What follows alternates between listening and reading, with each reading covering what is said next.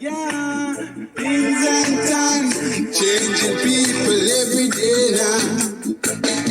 Hey, we got the strength but no foundation. They got the mind but no solution. Say, how do we earn our bread? That's Changing People by Akila Barrett, son and nephew of the Barrett brothers, members of the original Wailers band. It's time for the Diaspora Junction with Donovan and Trisha. All right, folks, we have Trisha on the line. Trisha, good evening. How you doing? Good evening, Donovan. How are you? I'm good. I'm doing well, my dear. Tiring day, but I am doing well, as you always know. So, don't let nothing bother me. I bother things. I hope that's a good thing for those who are being bothered. Hello, listeners. And this evening for the Diaspora, remember about the Diaspora Junction. For Step Back Saturday, we have it in a different style. So this evening it's not going to be live. We have a contribution from a listener. And Donovan will go ahead and play that clip. All right, folks, this is a listener who's been listening to the Step Back Saturday, and this is his point of view. I remember as a child how we used to prepare peanuts to be sold. And it was looking back, I consider it was very unconventional. We used what we had at the time. So what would happen is that we would buy the peanut in these bags, what they call bushels of peanuts that would come. And these would be just the dry nuts, whole dry nuts and everything. But you sell salted nuts. So what we had to do was we would have to get a knife or a nail or something with a sharp edge. And then we would take a heap of peanuts in our hand and we would pierce each one. Or as I said, we would juke each one with the instrument to leave a small hole. And then what would happen is that after we finished doing that to all the peanuts, we would then put it in salt water. And so because we would have pierced the shell, the water would get in and actually coat, the salt water would get in and actually coat the actual peanuts inside. We would then take that and put it on a zinc or something like that to dry in the sun. Sometimes it would take a whole day, sometimes longer, for that peanut to dry. And once a peanut was dried enough, we would then put it back in bags, getting ready to bake it.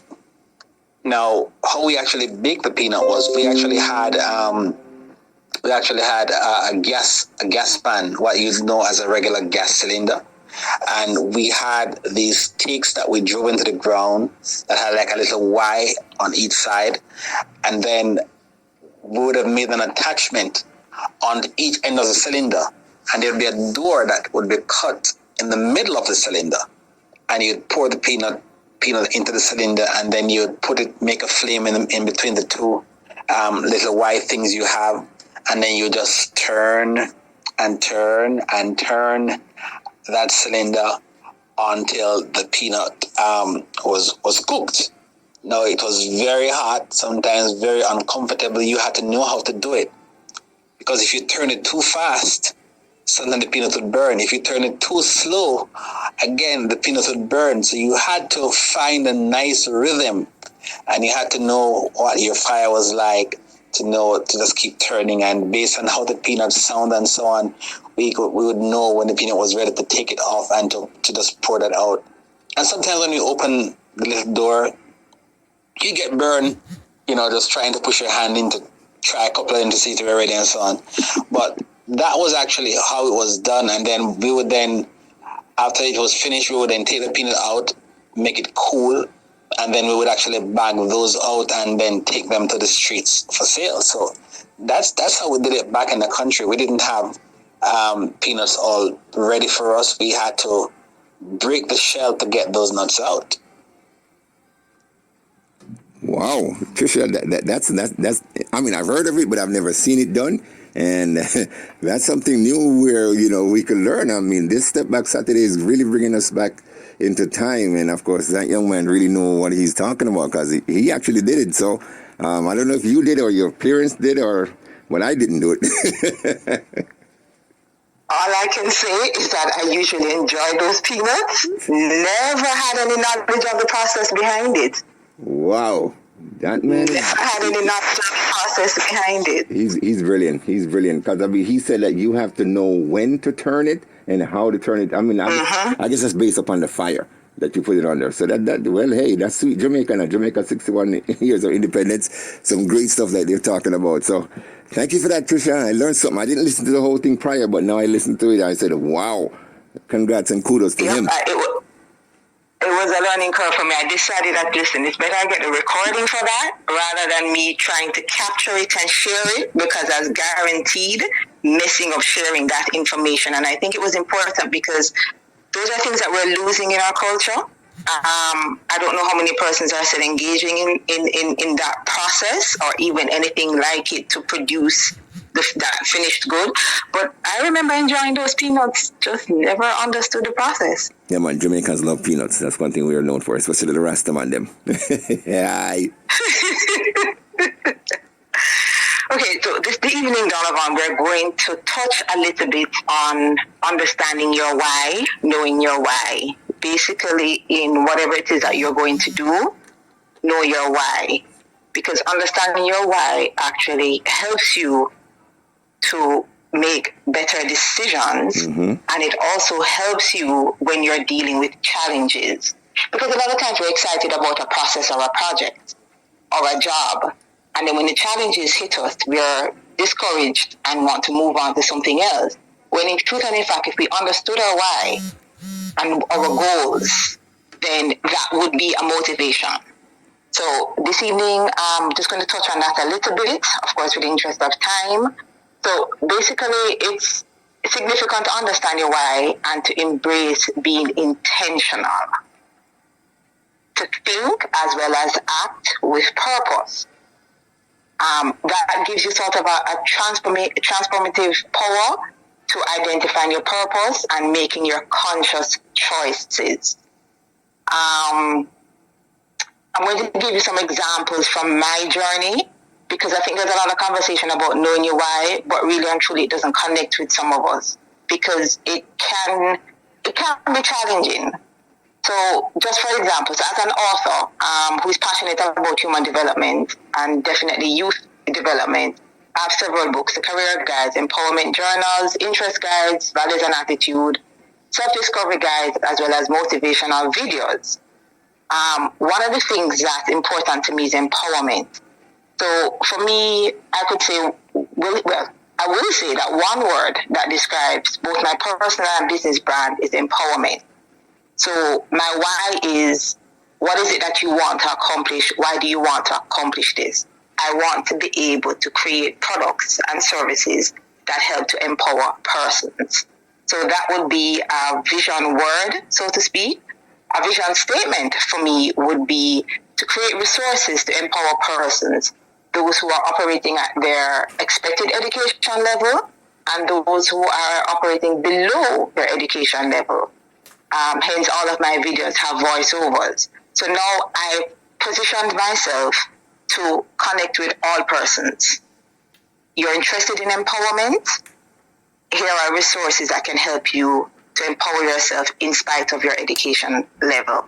So my why is, as I mentioned, how do I connect with my target market? Who am I trying to reach and how am I going to reach them in their space? You have the books, you also have the videos. So you're basically trying to identify what is it that you want to do, why you want to do this thing. So that's my capacity as an author. So whether you're an employee or an employer or whether you're in school, is understanding what you're doing and why you're doing it. So for example, I never wanted another textbook at school. And so when I look at the books and I'm considering it, I conceptualize books that were concise and compact and dynamic. They're also colorful, they're user-friendly, and they appeal to both children and adults. They encourage self-awareness and they encourage self-expression. Let me touch a little bit on the concise and compact. So, for example, my career guide is not 100 pages and it is not 8.5 by 11. It is actually 90 by 7 inches and it's about 26 pages, but it covers over 100 careers for consideration, and it also has a planning section. So for me, it was not going to be, dreary to look at another textbook with a whole heap of text and here I go having to read again. So it has a lot of images and references that would help you to pull out from within you what it is that you want to do for your life. Not just careers, but also interests, because having interests and having careers is two different things. So I had to figure out how I wanted to be able to not discourage persons from engaging the books and not have it become a turn off because it is text heavy. So hence the concise and compact, and it being dynamic because of the wealth that it offers.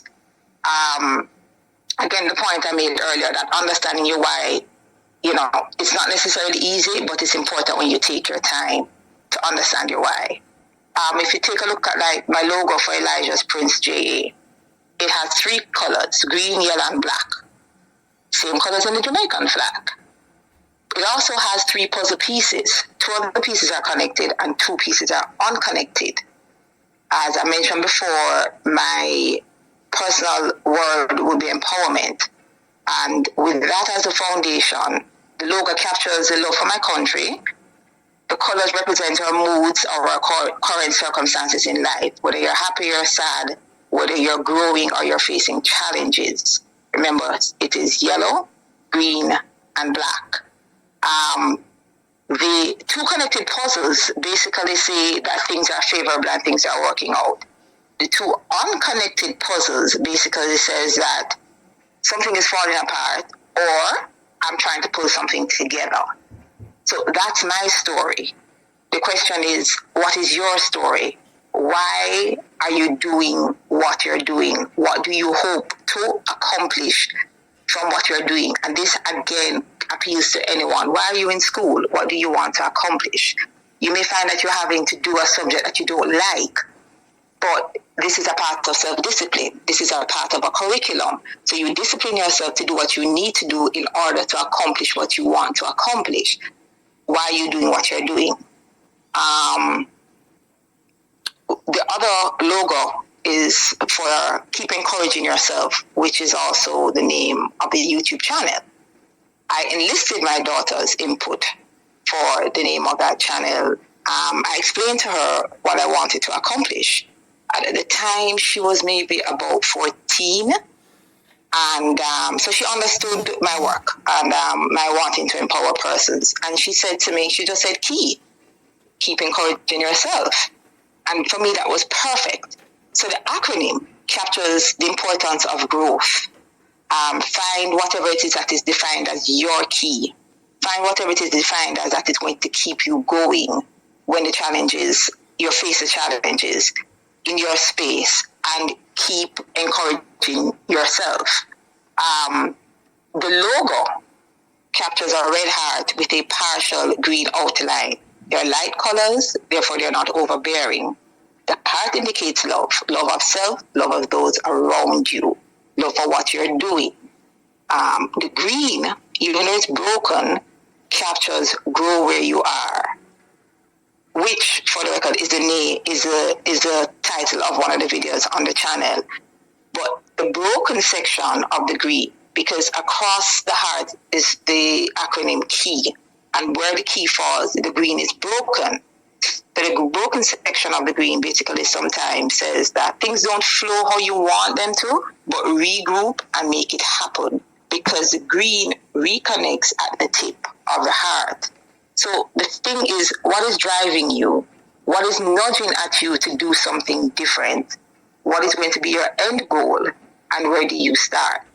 So sometimes, yes, you need to look at the end, and then you determine where you start, and you strategize, and you make your plans based on that, because now you're having a better understanding of your why. Sometimes you may need to go into a quiet place, question yourself, question your creator, be patient, and be patient with the process. And I assure you that is easier said than done. But sometimes because of that lack of patience, we don't get the grasp of why and to structure ourselves. So we run into things and we get frustrated and then we give up. And I think the saying, Donovan, is that the richest place on the earth is a cemetery, because that's where a lot of visions and dreams are. So I encourage you to just take some time, and time is relative, to understand what you're doing and why you're doing it and what you want to accomplish from doing it, and allow that to motivate you to accomplish your goals. And this has nothing to do with age at all. I like the part where you said that your why should bring out the best in you. So, that's one thing that's so true. And if we don't know why we're doing what we're doing, what's the use? So, yes, let it be that brings out the best in you, ladies and gentlemen. So, know your why. You always say who, what, why, where, and when, and how. So know your why. So this is a good point, Trisha, and we do appreciate you for that. Now, before we go, make sure you tell them your handles so that they can know where to get more information on Know Your Why. Thank you. All right, so it's Elijah's Prince JA on Instagram, Facebook, Twitter, TikTok. Keep encouraging yourself on YouTube. On Instagram as well as Facebook. And the YouTube channel is Keep Encouraging Yourself. And the website is elijahsprince.com. There you go. Nice and easy, nice and simple. So again, thank you for your time and for what you've taught us. And people need to know their why. And I will thread that on. And I'm pretty sure people will look at the video when you put it up on YouTube and, grasp it and understand and learn more if they missed today's show. And, I always tell them that the video will be out soon. So, Trisha, thank you again. Your squirrels are fast asleep. They didn't even wave at me tonight, but nonetheless, it was drizzling earlier. So, thank you again for your time. And I'll sit here by my lonesome self while they sleep. Thank you, Donovan. Thank you, listeners. All right, take care. That's right, Miss Trisha Carara, ladies and gentlemen, and she talks about Know Your Why, and that's something that we need to do all the time, all right? As you continue right here, it's 88.1 FM, WESU Fresh FM Radio London, Crowns Jams FM, and of course, UFDV Radio.